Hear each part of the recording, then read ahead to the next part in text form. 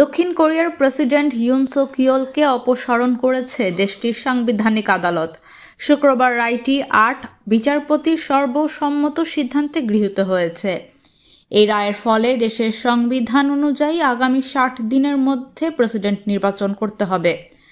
প্রধানমন্ত্রী হান ডাক-সু নতুন প্রেসিডেন্টের শপথ গ্রহণ না হওয়া পর্যন্ত অন্তর্বর্তীকালীন প্রেসিডেন্ট হিসেবে দায়িত্ব পালন করবেন তিনি।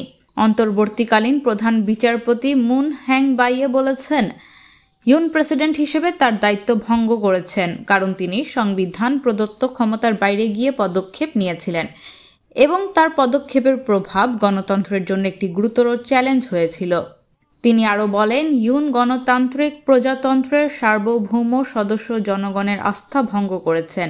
সামরিক আইন ঘোষণা করে ইউন সমাজের সব ক্ষেত্র, অর্থনীতি ও পররাষ্ট্রনীতিতে বিশৃঙ্খলা সৃষ্টি করেছেন।